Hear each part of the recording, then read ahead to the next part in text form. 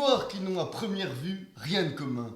Un jeune gigolo serial killer qui pousse au suicide un ténor du barreau, et de l'autre côté un vieux terroriste Carlos dans un parloir de Poissy. Et pourtant, que de lien entre les deux. Sophie Bonnet s'intéresse au monstre, à ce qui fait qu'un homme, sans la moindre émotion, sans la moindre conscience du bien et du mal, sans regret ni remords, passe à l'acte. Sophie Bonnet s'intéresse aux narcissiques, ces hommes dont le tout à l'ego conduit à éliminer l'autre. Sophie Bonnet s'intéresse à l'emprise d'un gigolo, l'emprise d'un prisonnier, l'emprise du charme.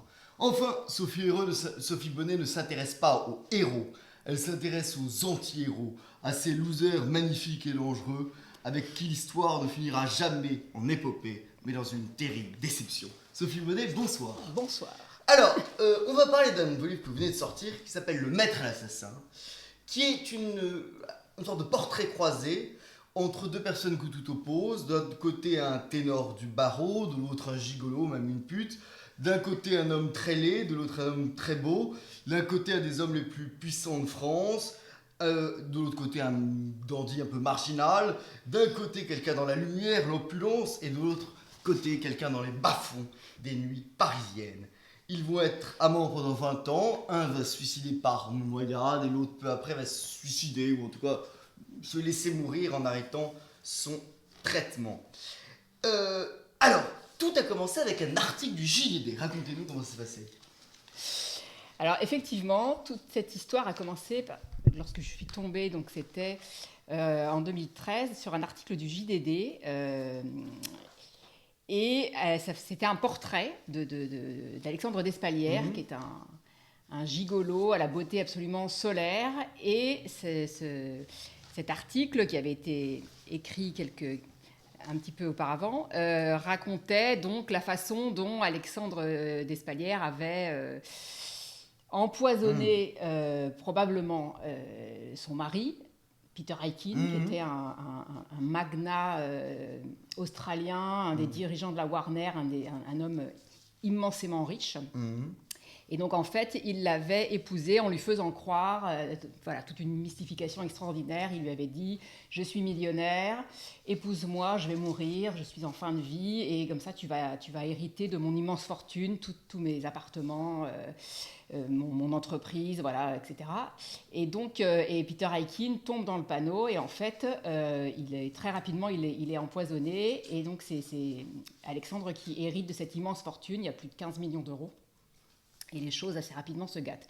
Donc cet article fait référence à cette histoire, raconte ça. À l'époque, Alexandre, il est juste accusé de cette mort étrange, et donc il va passer en jugement. Enfin, les choses commencent à se mettre en branle, et on fait référence au fait qu'il est l'amant d'un des pénalistes les plus puissants de France, Olivier Metzner, qui donc vit avec lui. Enfin, les choses sont seulement évoqué, voilà. Et donc, cette histoire me paraît assez incroyable. Et donc, je contacte Alexandre Despalières. Et à ma grande surprise, il accepte de me rencontrer. Et donc, il me donne rendez-vous dans un palace. Et je vois arriver ce jeune homme. Enfin, il a 45 ans à l'époque, on lui en donnerait 25. Ce type incroyablement beau, solaire, enfin voilà, qui dégage un truc assez extraordinaire. Et je suis assez charmée parce qu'il est très intelligent, cultivé, charismatique. Enfin voilà, je ne m'attendais pas du tout à ça. Et je me dis, ce type est innocent, c'est un malentendu, voilà.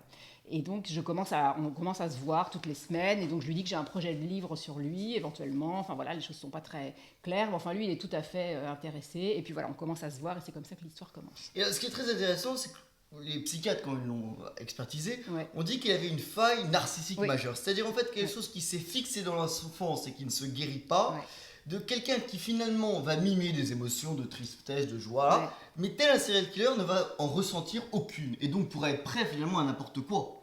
En fait, il considère, et ça c'est sûr, c'est vrai, qu'il est au centre de tout et que les autres sont des objets dont il peut se servir en fonction de ses envies. Voilà. Et en fait, c'est quelqu'un qui était immensément beau et qui a été... Alors, les photos qu'on trouve de lui ne lui rendent pas forcément... justice, je ne sais pas si on peut parler de justice le concernant, mais enfin, c'était quelqu'un de vraiment très très beau. Et il avait été élevé dès l'enfance dans la conviction, la certitude qu'il deviendrait une star, que la gloire était à portée de main, parce qu'il était beau. Et donc, voilà, on lui demandait ce qu'il ferait de l'argent de ses disques d'or, etc. Donc, il serait acteur, présentateur, enfin n'importe quoi.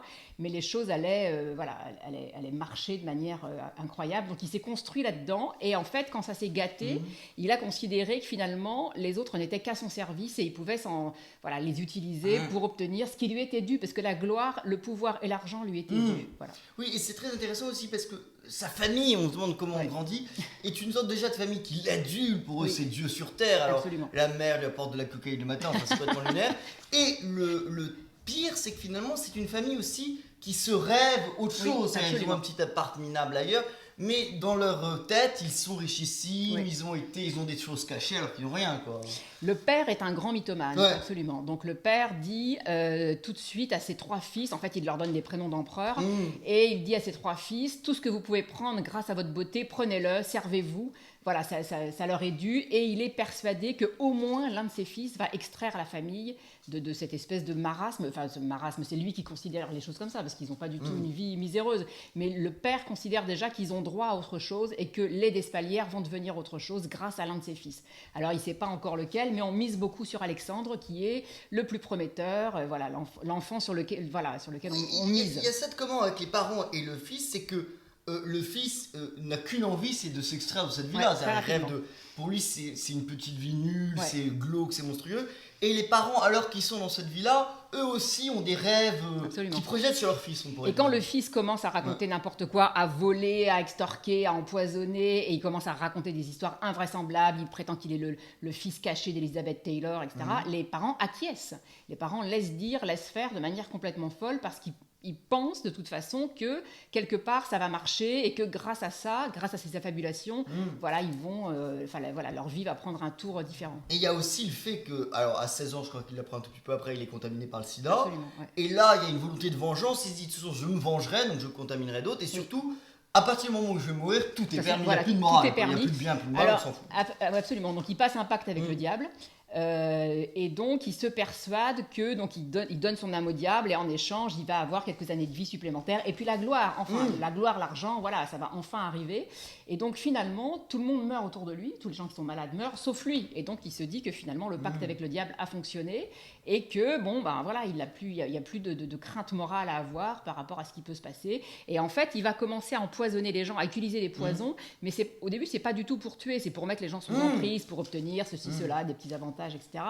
Et bon, finalement, il devient assez expert dans l'utilisation des médicaments, des molécules, parce que comme il a lui-même accès à beaucoup de choses, beaucoup de médicaments, etc., le médecin traitant lui donne à peu près tout ce qu'il veut, parce que de toute façon, il va mourir s'il veut essayer un nouveau traitement, etc.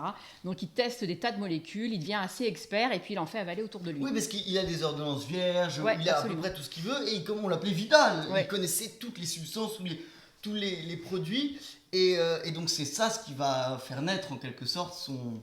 Je crois qu'il avait dit, je sais pas, il avait dit dans une interview à vous, c'est tellement facile d'empoisonner quelqu'un. Oui, absolument. Parce qu'en fait, alors ça c'est plus tard, il est fasciné par la mort, et il va inventer un jeu de société qui s'appelle Murder Party. Il va déposer les statuts et les NPI sur la meilleure façon d'assassiner quelqu'un. Et alors il répète à qui veut l'entendre, dans les dîners, etc., que la meilleure façon d'assassiner quelqu'un, c'est l'empoisonnement. Parce qu'on n'y pense pas. Et alors l'empoisonnement avec des médicaments courants, type Doliprane. D'ailleurs, il va tuer les gens au Doliprane. Oui, ça c'est incroyable. Et surtout, ce qui est extraordinaire, c'est facile de tuer quelqu'un au Doliprane. Ah oui, on va en parler. Mais ce qui est fou, c'est que c'est quelqu'un qui va tout le temps jouer avec la santé des autres. C'est-à-dire, il va faire en donnant des pilules ce qu'il veut que la personne soit, mais qui va aussi jouer avec la sienne, puisque à des moments où on va le coincer, etc., il va arrêter ses traitements, puis reprendre, etc., jusqu'au bout, jusqu'au moment où il est allé trop loin. Il va arrêter 4 fois ses traitements contre le sida, parce qu'il est persuadé que de toute façon, il maîtrise tellement bien la pharmacopée qu'il parviendra à s'en sortir. Et en fait, à de très nombreuses reprises, il arrive à perdre ou à prendre 10 kilos comme ça, très facilement, en fonction des molécules qu'il avale, etc.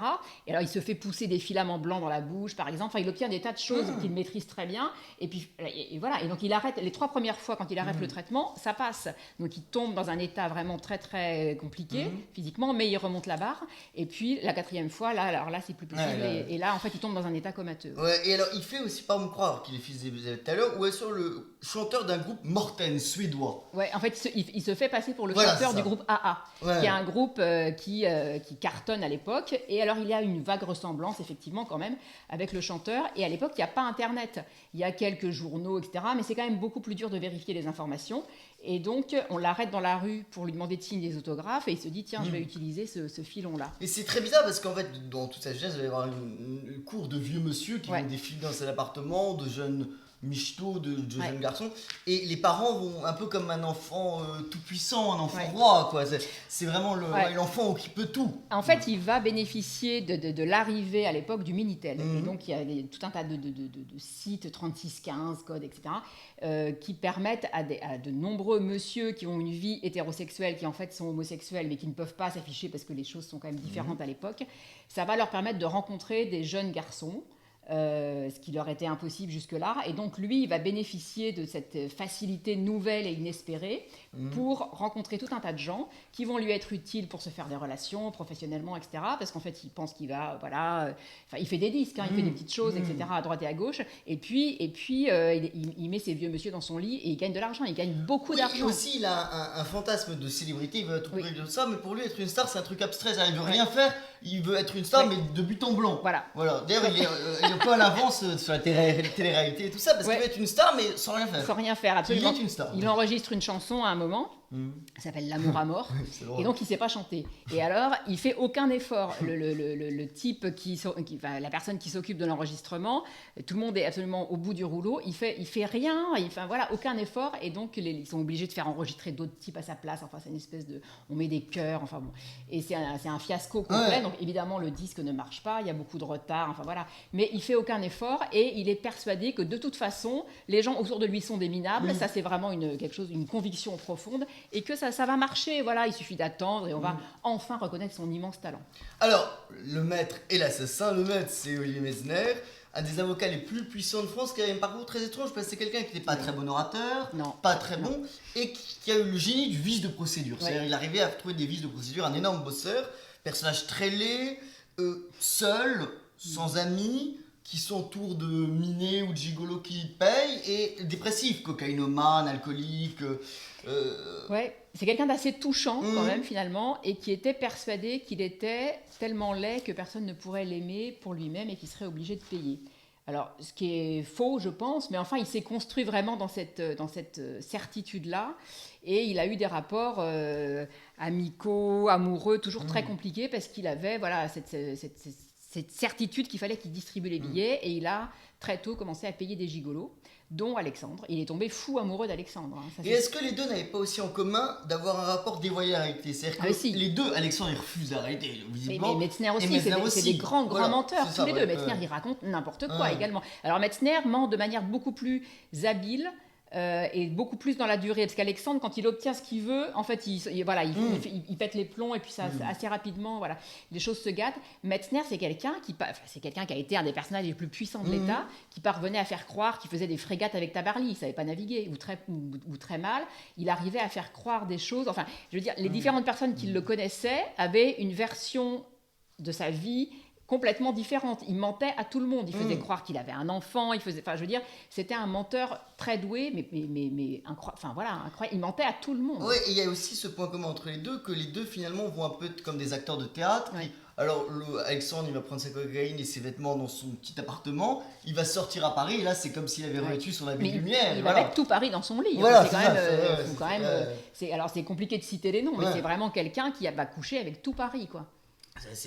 Et Messner a aussi ce côté-là d'être un personnage qui paraissait flamboyant, etc. Et qui après, quand il se retrouvait tout seul, buvait comme un trou, prenait de la cocaïne, se défonçait aux médicaments, était désespéré. En fait, il dormait très peu, il travaillait, mais de manière hallucinante, parce que ça a été vraiment un pénaliste extraordinaire, quelqu'un qui avait un immense talent, qui a fait qui a retourné des affaires. Enfin, c'était vraiment quelqu'un une carrière flamboyante et une masse de travail. Il a battu une masse de travail hallucinante, et pour tenir, il a pris des substances dès le départ, mais dans des quantités incroyables. Oui, il y a le goût des substances dans les deux. Et on a presque l'impression quand les deux vont mourir qu'à un moment les substances les rattrapent, c'est-à-dire à un moment on peut plus. Metzner, à la fin de sa vie, il faisait 30 ans de plus que son âge, il était épuisé parce que trop d'alcool, trop de médicaments, trop de drogue, trop de tout, quoi. Et en 92, c'est le premier empoisonnement, donc c'est un producteur à qui il fait croire qu'il est le fils d'Elizabeth Taylor, Et il explique que la situation est trop dure à Hollywood, donc on l'a mis dans une famille cachée ici à Bois-Colombes. Et c'est Metzner qui va le sortir de la ferme. Absolument, absolument. Alors, cette personne que j'appelle Nicolas dans mon histoire est donc un producteur de cinéma parisien, quelqu'un pour qui ça marche très bien et qui tombe complètement sous le charme d'Alexandre. Et enfin, voilà, donc, alors, il l'a aussi vu, Alexandre, dans les bras d'Elton John. Enfin, il y a aussi tout un tas d'éléments qui accréditent, voilà, qui lui permettent de croire. Et donc, il est mis sous médicaments. Alexandre lui fait avaler tout un tas de trucs. Et il tombe complètement sous l'emprise d'Alexandre. Il se retrouve à Hollywood. Et là, il manque de mourir empoisonné. Et pendant qu'Alexandre fait une partouze dans la pièce. Absolument. Et donc, il rentre à Paris. Tout le monde rentre à Paris. Nicolas est ruiné, il a tout perdu. Et puis, il met vraiment un long moment à s'en remettre. Et finalement, il décide quand même de porter plainte. Ouais. Et là, il prend Metzner comme avocat, parce que Metzner est l'un de ses amis. Comment Metzner va le sauver d'ailleurs Et donc Metzner accepte, voilà, il lui dit on va contacter Elizabeth Taylor, etc., etc. Et donc, quand Alexandre apprend ça, bon, il a déjà vu Metzner, il l'a croisé dans des soirées homo, etc. Il se dit je vais retourner ce type comme une crêpe, et c'est ce qui se passe. Il va séduire Metzner, il le séduit très rapidement. Et donc là, Metzner lâche son ami, et il met Alexandre dans son lit. Et Metzner va faire pression sur les témoins. Cette affaire ne va aller nulle part. Et en fait, donc, il va défendre Alexandre, il va l'empêcher d'avoir des ennuis, parce que la carrière d'empoisonneur d'Alexandre aurait pu s'arrêter très vite.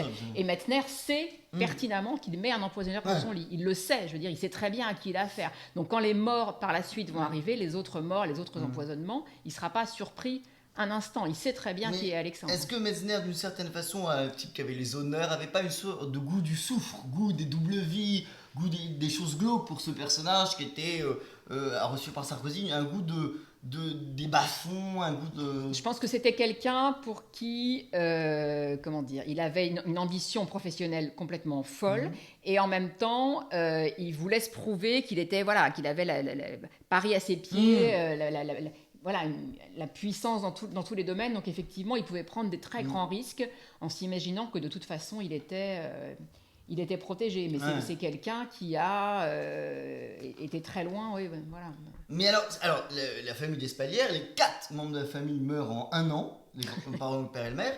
Et les grands-mères. Et la grand-mère. Mais ce qui est assez étrange dans cette histoire, c'est que... ils n'étaient pas très riches. Je pense qu'Alexandre Espalières, même s'il imaginait qu'il y avait un peu plus d'argent, il voyait bien qu'ils n'étaient pas très riches. Donc on a quand même l'impression qu'il fait 4 meurtres, mais un peu la petite semaine, quoi. Pour Absolument. rien, c'est un peu... Il a empoisonné une dame de 100 ans, c'est pathétique, quoi. C'est pathétique et c'est horrible, mais en même temps, il a que ça sous la main. Donc en fait, c'est aussi quelqu'un qui, par la suite, va escroquer des tas de gens. C'est quelqu'un qui peut escroquer des hommes politiques, etc., pour récupérer des millions, et qui peut aussi escroquer quelqu'un dans un magasin. Enfin voilà, pour récupérer, je veux dire, des gens à qui il va prendre leur allocation handicapée. Enfin, je veux dire, il est capable de faire des choses absolument sordides pour 3 sous, quoi. Donc effectivement, il récupère les biens, les quelques biens de ses grands-mères et de ses parents. C'est pas énorme, mais c'est déjà ça. Mais il récupère surtout la liberté. Et donc, c'est-à-dire qu'il n'y a plus personne pour dire tu es d'Espalières. En fait, voilà. Il s'extrait de ce monde-là, donc il lui fait horreur, dont il a toujours voulu partir de là. Et en fait, il considère qu'enfin il est libre. Ces gens-là ne sont plus là. Une vie nouvelle l'attend et il part à Hollywood. Et pour lui, c'est vraiment la volonté de laisser tout le monde. En fait, il considère que de toute façon, la vie de ses grands-mères et de ses parents ne vaut rien. Donc qu'il les ait tués ou pas, ça ne change rien. De toute façon, celui qui avait un destin dans cette famille, c'est lui. Et puis que les autres soient écrasés au passage, ça ne change rien. Et d'ailleurs, bien des années après, mais il va même vouloir empoisonner une petite fille sans aucune raison. Il va même empoisonner un chien, je crois. Donc, il avait quand même une volonté presque de crime gratuit. C'était pas seulement intéressé, quoi. C'est assez... moi, je pense qu'il a...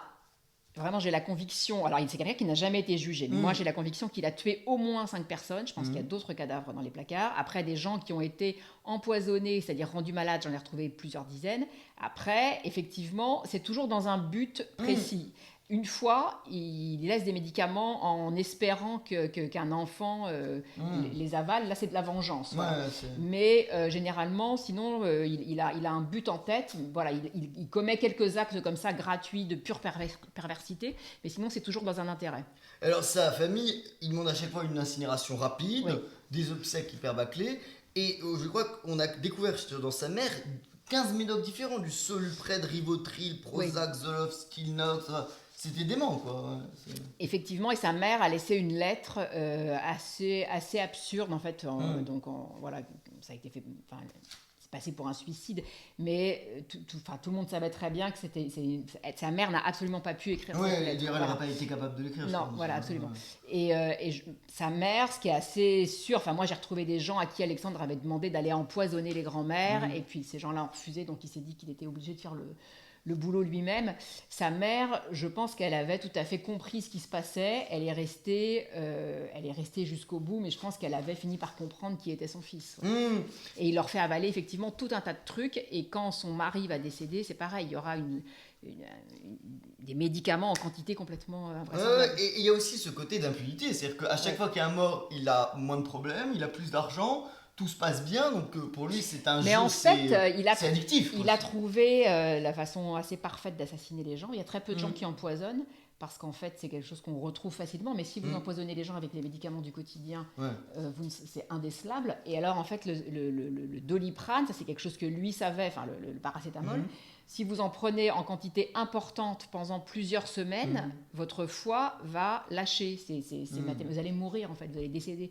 Mais c'est quelque chose qui est assez peu su. Les gens ne se méfient pas de ça. Ce qui me paraît quand même bizarre, c'est que un cachet de Doliprane, même 1000, ça a quand même un goût très très fort. Et c'est gros, alors comment il faisait s'il prenait 10 000, imaginons qu'il donne 10 000. Non, mais par exemple, il va donner 6 grammes par jour pendant plusieurs semaines. En fait, il faisait la cuisine.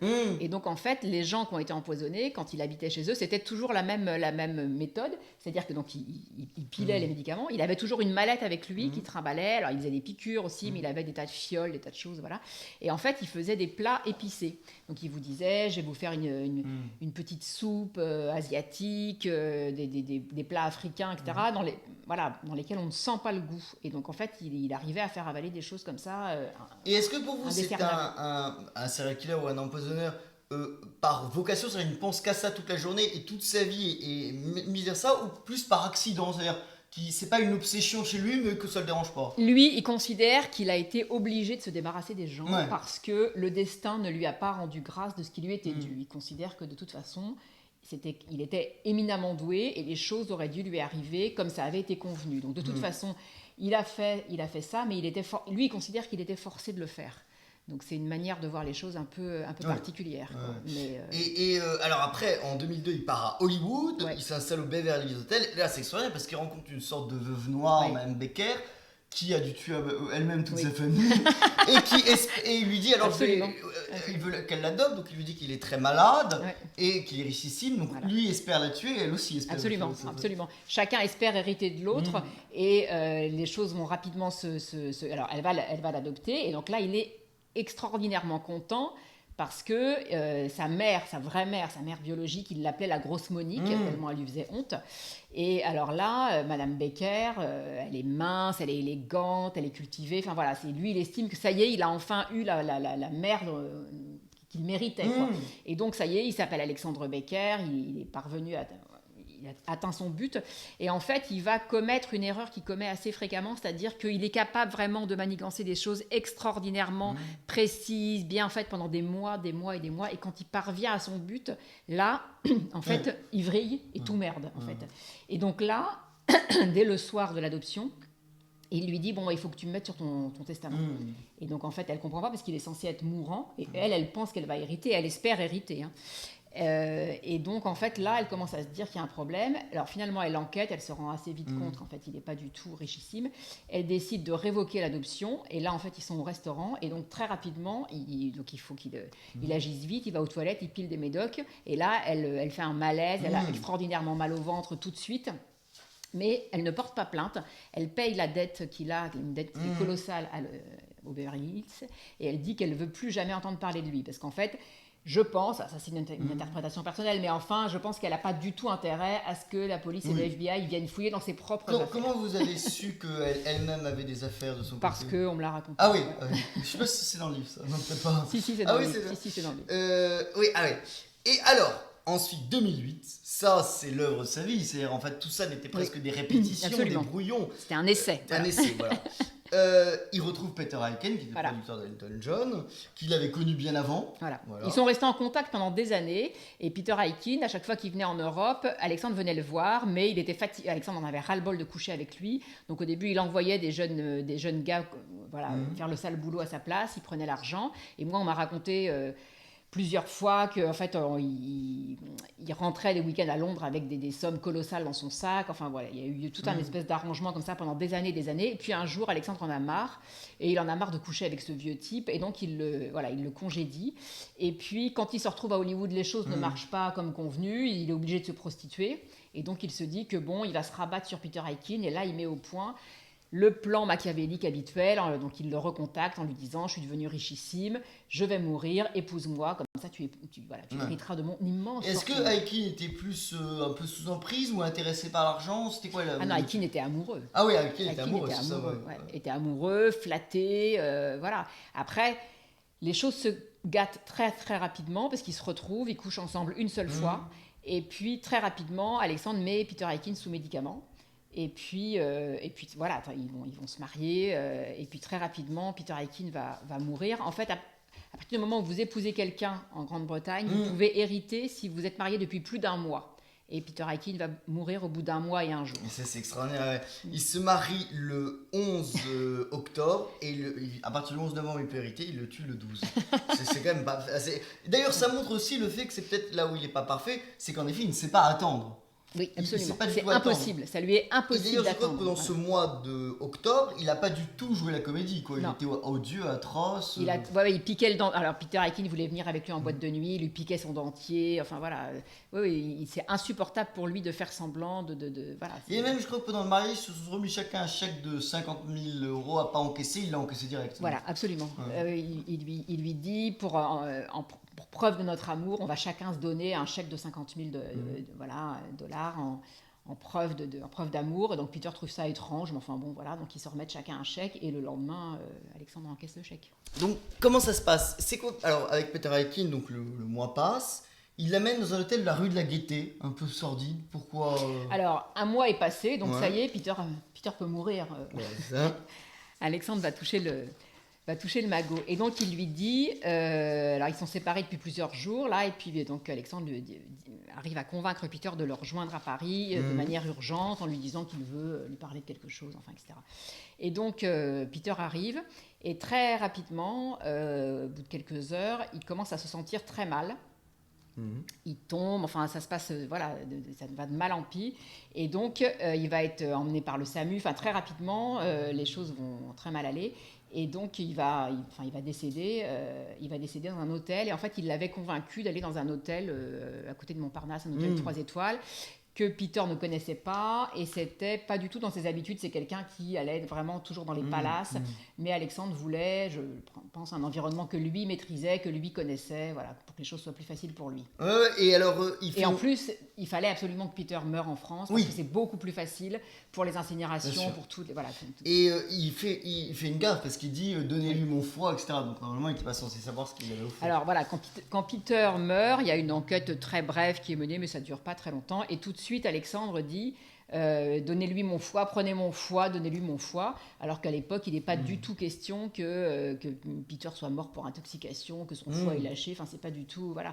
Donc il va y avoir une très brève enquête qui est faite, on va trouver qu'il a une bronchopneumopathie, donc une infection pulmonaire, voilà, mais les causes du décès sont pas tellement cherchées plus loin, et donc victoire, Alexandre hérite, voilà. Alors là, crémation en 1/2 heure au Père Lachaise, hyper expédié le plus vite possible, et là il hérite, sauf qu'on lui dit que comme ils se sont... Mais ça c'est pas tout de suite. Très rapidement, en fait, il commence à s'acheter des visons, il s'achète 3 Porsche alors qu'il n'a pas le permis, etc., etc. Et là, en fait, c'est une erreur, parce que les amis de Peter Aiken, Peter leur a dit « Alexandre est mourant, c'est moi qui vais hériter de sa fortune, etc. » Et les amis commencent à trouver que c'est un veuf assez joyeux, qui se trimballe en Porsche et en manteau de vison, qui claque, qui loue des châteaux, enfin voilà. Commence à trouver que les choses sont un peu étranges. Peter avait mis tout un tas d'obligations testamentaires. Alexandre ne respecte rien. Enfin, voilà. Et puis, il voulait donner de l'argent à des diverses donations. Alexandre me dit qu'il va tout garder. Et donc là, assez rapidement, quand même, les gens ont des doutes. Et puis, alors, ce qu'Alexandre ne sait pas, c'est qu'en fait, il y a un certain nombre d'organes de Peter qui ont été gardés, parce que c'est quelque chose de complètement classique, on garde les organes pendant 1 an, et donc ils vont lancer une procédure, en fait, parce qu'ils ont une suspicion à la fois sur le fait que le testament est faux, et puis à la fois sur le fait qu'on l'aurait peut-être empoisonné. Mais est-ce que c'est pas... Moi, j'avais cru comprendre que d'abord, on lui disait que le mariage, comme ça ne reconnaît pas les unions de même sexe, était annulé, et après, il faisait un faux testament. Alors, en fait, absolument, on lui dit, vous ne pouvez pas hériter parce que en fait, l'Australie ne reconnaît pas les unions de même sexe, mais en fait, il fait immédiatement un faux testament, et donc il hérite. Enfin, voilà, voilà. Et au radiateur, il fait le faux testament. Absolument, il fait vieillir une feuille sur un radiateur, et puis voilà, ça passe comme ça. Mais donc ça va durer pendant plusieurs mois, il va être tranquille, et puis ensuite, les choses vont se gâter, à la fois parce que là, la famille se rend compte qu'il y a un faux testament, et puis ils ont des doutes sur la mort de Peter Aikin, et ils font une demande pour que les organes soient analysés. Et là, on se rend compte qu'il y a plus de 40 fois la dose létale de paracétamol, et puis il y a 16 substances. Ouais, et alors là, les comptes sont gelés évidemment. Il retourne voir Metzner ne veut plus l'aider, et du coup, il va voir l'ennemi personnel de Metzner qui est Herzog. Voilà, en fait, là, Metzner le laisse tomber, ce qui est une espèce de stupeur absolue pour Alexandre, parce qu'il n'avait jamais imaginé que Metzner pourrait le laisser tomber. Et donc, il décide immédiatement En fait, Metzner le laisse tomber parce qu'il comprend qu'Alexandre va l'entraîner dans sa chute. Il sait très bien qu'Alexandre est un assassin. C'est pas, voilà.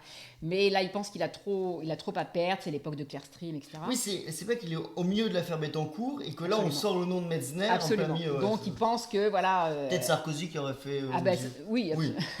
Absolument. En fait, c'est vraiment... Alexandre devient une espèce d'instrument de pouvoir. Il est utilisé dans la guerre qui va opposer Villepin et Sarkozy, parce que les deux avocats s'opposent. Donc effectivement, l'Élysée demande à obtenir tout un tas d'informations sur la vie sexuelle de Metzner, et comme il y a cette histoire avec l'Espalière, voilà. Oui, parce qu'il va voir Herzog et lui dit: Metzner est homosexuel, je suis sur la main depuis plus de 20 ans, je connais tous ses secrets, des piles de choses compromettantes, je suis seul, aidez-moi. Voilà, absolument. Et donc Herzog est complètement stupéfait.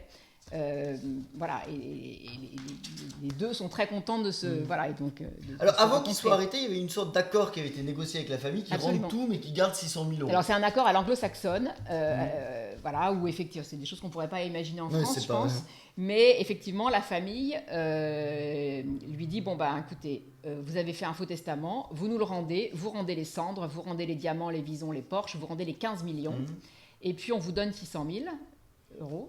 Et puis on en reste là, ce qui est invraisemblable. Parce que, oui, ce qui n'a aucun sens, parce que soit il a vraiment hérité et donc il a eu de tout, soit il l'a tué et il a fait une chose, donc il hérite. Et ça, c'est la famille. Bizarre, mais en même temps, des amis de Peter Aikin, eux, portent plainte pour suspicion d'assassinat. Donc, voilà, donc les deux procédures se chevauchent. Donc en fait, pendant un court moment, il va avoir 600 000 €. Et voilà, mais il ne va pas pouvoir en profiter longtemps parce que dès que l'affaire va être ouverte pour suspicion d'assassinat, les 600 000 € vont être bloqués. Et il va en prison à Fresnes. Il part en prison. Il vit comment la prison? Combien de temps il y reste et comment il vit ça? Alors en fait, il est stupéfait parce qu'il n'avait jamais imaginé qu'un tel malheur pourrait lui arriver. Et donc... il s'en sort pas si mal parce qu'il reçoit des lettres, enfin il y a des gens qui lui écrivent, il reçoit des pulls en cachemire, tout un tas de trucs. Le type qui est avec lui dans sa cellule, c'est un Serbe, il arrive à le mettre sous emprise, il lui fait faire sa lessive, enfin voilà. Et il sort assez rapidement quand même pour vice de forme et problèmes de santé parce qu'il arrive à se faire maigrir. Enfin, il ne retourne pas après encore? Si, oui, voilà. C'est ça. Ouais. Voilà. Alors après, bon, c'est une longue histoire, mais il sort de prison, il va se retrouver en Normandie, il va là arnaquer tout un tas de gens, des femmes. Il va faire des choses absolument sordides. Là, c'est vraiment des escroqueries. Oui, alors c'est ça, ce qui est terrible, c'est qu'on pourrait imaginer que là, il est quand même renié, il a fait de la prison, son nom est sorti, il est abattu, quoi. Et il continue quand même à réussir à trouver... Alors, évidemment, il escroque plus des stars, il escroque des pauvres dames. Voilà, il se retrouve chez des gens, etc., qu'il ne connaît pas, qui le prennent en pitié parce qu'il fait croire qu'il est malade, qu'il est riche, et donc les gens acceptent de l'héberger pendant quelques jours parce qu'ils n'osent pas le mettre à la porte, et puis finalement les quelques jours ça devient 1 an à chaque fois, et donc il va ruiner littéralement des gens, et pendant cette période-là, il recherche tous les gens qu'il a connus, qui sont un peu célèbres, qui pourraient appeler, et donc là il appelle tout un tas de gens, il leur demande leur numéro de carte de crédit, enfin voilà, il met au point des espèces de trucs plus ou moins foireux, mais enfin il vivote, et il a quand même en tête toujours que la roue va tourner et il va s'extraire de là. Et puis finalement, la roue tourne pas tellement. Et donc il se dit, voilà, il n'y a plus le choix, il faut que j'aille chez Metzner, c'est obligatoire. Il y a un côté jusqu'au boutiste parce que quand il voit que le mariage est nul, il fait un faux testament. Une fois qu'il y a le faux testament, qu'il va en prison, il trouve autre chose. Il arrive toujours à rebondir. Absolument. Il est pas abattu, quoi. Jamais il se dit je vais me flinguer. Voilà, non, pas du tout. Non, il pense toujours que de toute façon, le démon ou le bon Dieu va l'aider et qu'il va s'en sortir. Il a connu des gens en prison, des faussaires avec qui il apprend à faire des fausses cartes de crédit. Enfin, il a beaucoup de ressources, quoi. Et c'est assez étonnant parce qu'à la même période, lui, donc, il est vraiment en roue libre. Et Metzner aussi, puisque c'est cette époque-là où Metzner s'achète une île, veut acheter un bateau, mettre tout son argent dans un bateau, devenir une sorte de navigateur solitaire qui fait ses affaires. Donc on a l'impression que les deux partent en larguer les amarres en même temps. Pour Metzner, ça marche super bien. C'est quelqu'un qui est multimillionnaire, il est incroyablement puissant, c'est vraiment... Il a toutes les plus grosses affaires de France, l'affaire Kerviel, Bettencourt, Clearstream, c'est extraordinaire. Et donc effectivement, il a aussi un peu la folie des grandeurs. L'argent lui brûle les doigts, il dépense des sommes considérables, il a 8 garçonnières dans tout Paris, c'est un personnage qui est dépassé par une légende qu'il s'est créée, quoi. Et alors là ils vont se retrouver. Et donc en fait Despalières se dit que de toute façon il n'a pas le choix, Metzner doit subvenir à ses besoins, doit payer, et donc il se dit je vais aller m'installer sur l'île de Boisdic. Donc l'île de Boisdic, c'est une île privée dans le golfe du Morbihan. C'est une île extraordinaire d'une beauté folle que Metzner a fait rénover à coups de millions. C'est un endroit extraordinaire. Et Despalières a décidé qu'il allait aller s'installer là-bas, de gré ou de force.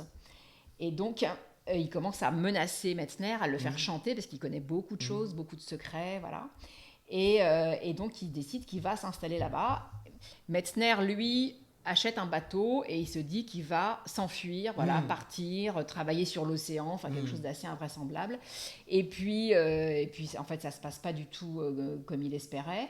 Et donc, il est obligé de revenir à Boisdic. Et donc là, il y a Despalières sur la berge qui continue à le faire chanter. Et il se dit que... Mais est-ce que, quand vous avez peut-être commencé l'enquête et le livre, est-ce que vous ne pensiez pas qu'il avait carrément assassiné Metzner ? J'avais un doute, c'est le fil rouge.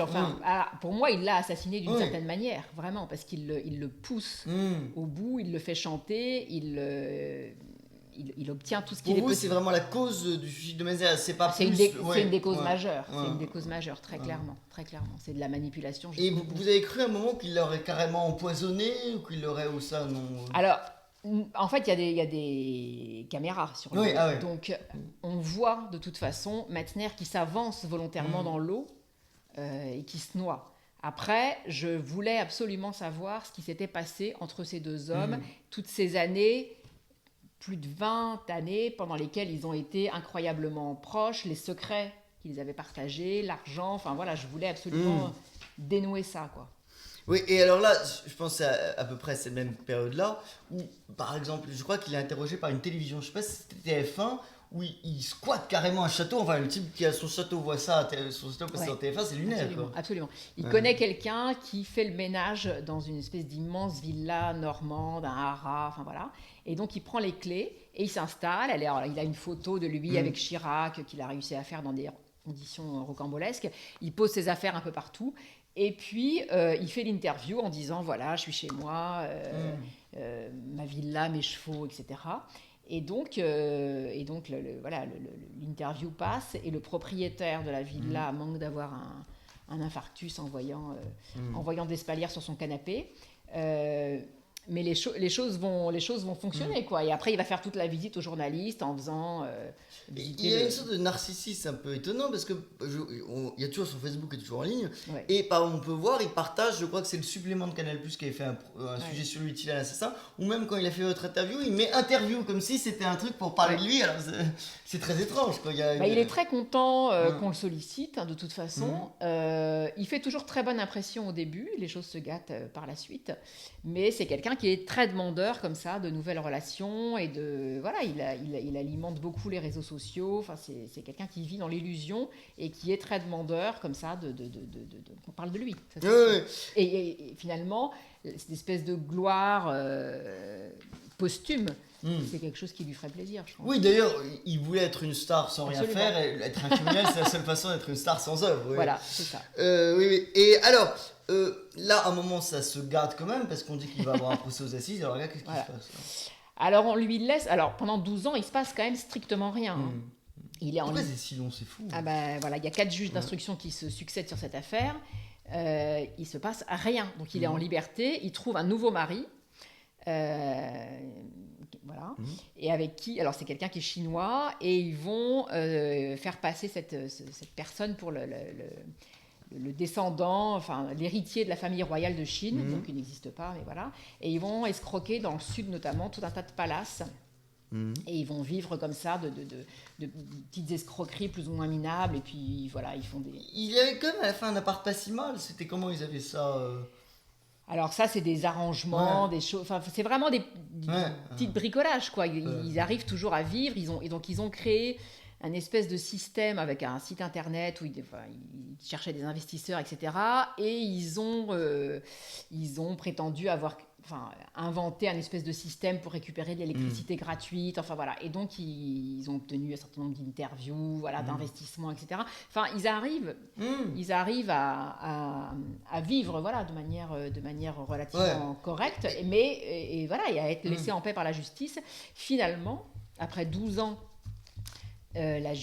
une juge reconvoque Alexandre et lui dit que c'est quand même éventuellement probable qu'il passe un jour aux assises. Alors rien n'est fixé, c'est vraiment une espèce de menace comme ça assez floue, mais il prend peur et il se dit qu'il va influer sur la justice, sur le cours de la justice, en arrêtant son traitement. Il va tomber très malade et puis comme ça il sera déclaré inapte à être jugé. Sauf que là, les choses se gâtent. Voilà. Et vous l'avez, la dernière fois que vous l'avez vu, je veux dire, vivant ayant toutes ses capacités, c'était combien de temps avant qu'il vous l'avez vu? Alors, moi, je l'ai vu beaucoup en 2013, 2014, 2015. Et puis ensuite, je l'ai revu en 2018. Donc là, il était déjà... Ah bah là, il était dans un état... épouvantable. Il parlait plus. Non, il était dans un état végétatif. Oui, parce que du coup, ça se passe mal. Et quand alors vous allez retourner, vous pensez, parce que son mari vous dit qu'il est en très mauvais état, vous pensez que c'est encore une arnaque, sauf que là, c'est la momie Rascapa. Il est dans un état incroyable et ça m'a... Enfin, je me disais, lui qui a toujours été si beau et qui était si content, si content d'avoir cette beauté absolument solaire, s'il avait vu dans quel état il finirait, il en aurait été... Et là, en plus, le mari est complètement... Alors, il est complètement complotiste, non, mais dans des trucs... Il lui met des patchs en pensant une pierre noire, des gris-gris africains... C'est quelqu'un qui va aimer Alexandre de manière folle, incroyable. Il va lui dédier sa vie, il va se consacrer entièrement à s'occuper d'Alexandre... 24 heures sur 24, pour moi c'est la dernière victime d'Alexandre. Oui, il a jamais compris que si Alexandre avait été en forme, il l'aurait assassiné lui aussi, non? Pour lui, non, lui il voit pas les choses comme ça. Et ils sont dans un délire, il est un peu dans un délire, il a des patchs pour guérir le sida, des casquettes bleues, c'est je pense qu'il est dans un déni très fort et que s'il acceptait l'idée qu'il a vécu pendant 10 ans avec un serial killer, il s'effondrerait. Enfin, il a tout perdu dans cette histoire. Donc pendant des années, il va tenter de guérir Alexandre, qui est dans un état végétatif. Et donc il veut le soigner, alors en cachette de l'hôpital. Et donc il crée tout un espèce de système de casquettes avec des aimants, des pierres miraculeuses, enfin tout un espèce de truc. Et il me dit, regarde, tu vois, ça s'arrange. Enfin bon, voilà. Mais c'est très triste en fait. Le Chang, je crois que c'est ça. Il s'appelle pas comme ça, mais je l'appelle. À aucun moment il va vous avouer que peut-être en effet il pense que des Spider-Man il est complètement dans le délire. Mais je pense que s'il se disait ça, il se jetterait sous une voiture. Je veux dire, comment vous pouvez vous dire que vous avez vécu 10 ans, que vous êtes marié avec un serial killer, que vous avez tout donné, consacré 10 ans de votre vie. C'est impossible. Et là il y a ce moment terrible où vous voyez donc son mari, il est déjà l'autre d'Espalia dans le coma, dans le cirage, et le type veut vous donner une liasse de 500 €. Et il vous donne un café et après vous sentez pas bien. Vous dites. Alors ça c'est un jour assez bizarre en fait parce que à un moment le Chang va apprendre que j'enquête. Il a toujours su que j'écrivais un livre, mais il avait dans l'idée que ce serait un livre pour pour prouver qu'Alexandre était innocent. Et puis un jour, il apprend que j'ai vu des gens, des victimes d'Alexandre. Et là, je pense qu'il commence à me menacer. Enfin, il y a plusieurs moments où ça se passe pas très bien. Il est assez menaçant. Et puis un jour, en fait, on se retrouve dans un café. Alors, c'est lui qui choisit le café. C'est très compliqué. Et puis finalement, on se retrouve devant une grande baie vitrée. Il me fait asseoir là, et puis il me donne une enveloppe fermée, et en fait il y a de l'argent dedans. Alors je me suis dit après que c'était pour me filmer en train de prendre de l'argent, enfin je ne sais pas. Et je commande un café, le café arrive, la serveuse quand elle arrive, même avant que j'ai commandé, le café est déjà prêt, et je vais être malade en fait juste après, voilà, très malade. Et donc je ne sais pas voilà, s'il avait mis quelque chose dedans, mais enfin à partir de ce moment-là je vais avoir pas mal de doutes, suffisamment pour ne plus jamais boire un verre d'eau ou, voilà, en sa présence. Et après le fait est que je connais dès ce moment-là, je fréquente beaucoup de victimes d'Alexandre qui elles ont été empoisonnées et qui me mettent tout le temps en garde en me disant mais arrête de manger avec lui et son mari, arrête de boire des cafés, ça va mal se terminer. Donc je suis aussi certainement influencée. Je ne sais pas ce qu'il y avait dans ce café, mais en tout cas je ne vais plus jamais boire une goutte d'eau en sa présence. Et comment ça se finit? Parce qu'il y a eu quand même le procès pour les complices alors ils ont eu des peines plutôt légères. Ouais. En fait il y a eu donc Alexandre est mort, il est mort du Covid, et donc il sera jamais jugé, il sera considéré comme innocent pour l'éternité. Voilà, c'est un peu dommage, mais c'est comme ça. Et donc, la justice s'est réveillée quand même très tard. Et donc, il y a eu en juin le procès des 2 complices, mais uniquement pour le faux testament. C'est-à-dire que c'est 2 personnes à qui il a demandé de signer le faux testament. Voilà, on n'est pas du tout sur les questions de meurtre et autre chose. Donc, ils ont eu des peines légères parce qu'en fait, voilà. Et il y a la question des 600 000 euros. Qu'est-ce que ça... Absolument. Alors, l'ironie de cette histoire, c'est que les 600 000 euros qui étaient bloqués, en attente du procès d'Alexandre, comme Alexandre est considéré comme innocent, on peut pas garder, enfin c'est compliqué de garder ces 600 000. Donc qu'est-ce qui va se passer avec cet argent? Il est fort probable, fort possible peut-être que les héritiers d'Alexandre... Donc son mari. Ouais. C'est à voir. Mais tout ça, ce sera jugé l'année prochaine. Ah oui, c'est jugé l'an prochain. Voilà. Et je ne sais pas ce qui va se passer. Ouais, on ne sait pas. Ouais, mais ce serait logique aussi que ça aille aux victimes. Enfin, je ne sais pas. Voilà. Ouais, mais... je me demandais, quel a été... Est-ce que vous avez eu... Par exemple, le mari a réagi à votre livre ou pas? Qu'est-ce qui s'est passé? Alors... je pense qu'il était très surpris. Il a fait un message sur Twitter en disant que j'avais en gros été, que c'était le démon qui m'avait envoyé, etc. Bon, voilà. Après, il m'a envoyé d'autres messages personnels où je vais pas, voilà. Mais bon, pour moi, c'est une victime. C'est une victime. Après, je pense que c'est pas possible pour lui. Enfin, c'est trop compliqué d'admettre la réalité, c'est trop violent. Voilà. Mais Alexandre était quelqu'un d'incroyablement manipulateur. Je veux dire, souvent les victimes, elles se font, on se moque d'elles en se disant elles l'ont bien cherché quand même. Enfin, faut être con pour être. Mais en fait, pas du tout. Je veux dire, c'est vraiment quelqu'un qui a réussi à arnaquer, à manipuler un nombre de gens incroyable. J'ai été contacté récemment même par un homme politique qui a rencontré Alexandre en prison. Enfin, je veux dire, il a réussi à mettre sous son emprise un nombre de gens incroyable. Ah oui, c'est